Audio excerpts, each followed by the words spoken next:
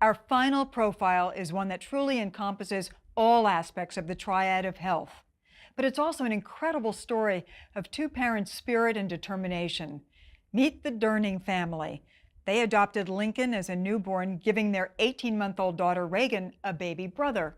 Immediately, Jessica and Christian knew that something was drastically wrong, and it began a nearly 3-year grueling journey to identify their adoptive son's behavioral problems. He was kicking and screaming. He was inconsolable. You couldn't touch him. You couldn't hold him. As a mom, watching your child go through something like that, it is devastating, heart-wrenching, and you feel hopeless because there's nothing I could do. I tried so many things to comfort him, and there was nothing I could do that helped. Say hi, buddy. Early on, doctors diagnosed Lincoln as failure to thrive, a term used when a baby doesn't gain weight or height at the rate of other kids their age. But specialists had plenty of excuses to point to when trying to pacify these parents. As a dad, it wasn't just the fact that we had moved away from where we lived and were here without family. And it wasn't just the fact that the kids are 16 months apart. And it wasn't just the fact that he was born small in size. There was, beyond that, there was something more. And no one would listen to that. You had that frustration, and then you also had the guilt that laid down on top of it, because it is your child, and you're not finding a way to help him. And no one's helping you help him.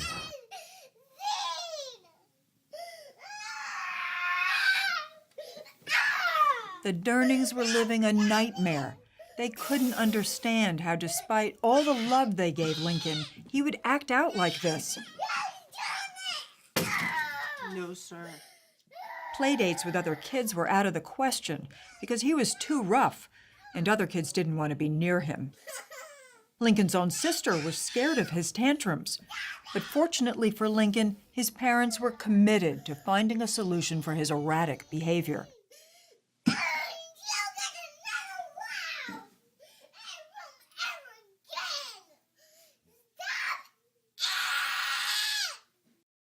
After several years of going to the pediatrician without getting an answer that I felt was an answer, I started looking into other options. Luckily, through a network of friends who I could go to and talk about, the struggles that we were having, one recommended a specific practitioner. And when we went to her, she actually asked questions. And when she asked the questions, she listened. And at no point did she say, "Oh, he's a boy." The advice that she gave us on that first day was, I think he has a lot going on. I think a lot of it is food, allergies, or sensitivities. And I think if we eliminate all of this, we can get to his root cause. Like, what is the root cause of his behavior? And to me, just the fact that somebody was listening to me and wasn't making an excuse was a turning point for me. I felt, when I left that office that day, I felt hope. I thought, okay, somebody is listening to me and we are gonna help him, and he is gonna be able to grow up into the child he was created to be. So for all of his very young life, after all the different kinds of formulas, all the doctors, all the other tests and treatments, it took just a few minutes in just the very first office visit for this chiropractic applied kinesiologist to do some non-invasive testing and determine that Lincoln had a severe food allergy to gluten. He had severe behavioral issues, multiple temper tantrums that became violent, and he also had loss of appetite. He was not able to eat much of anything for long periods of time, or not eat much food, period. The dietary modifications were not going to be easy, but they proved to be nearly immediate. What happened, buddy? Oh my goodness. Literally within 36, 48 hours, he comes to, he's so much sweeter. He's just this amazing, happy little kid.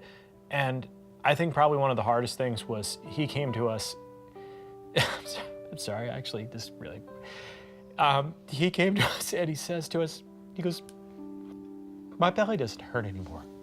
And you gotta realize that for the last 3 years, he's been in pain every day. And it was neat. It was amazing because he wasn't, and he was so happy, and all of a sudden you just realize that here's this beautiful little child, and he's such an amazing little boy, and we're able to actually cherish that child and find him now. And so, yeah, I was definitely the house skeptic, and it turned pretty darn quick because you just saw him just turn, and this happiness that came out of him was just amazing.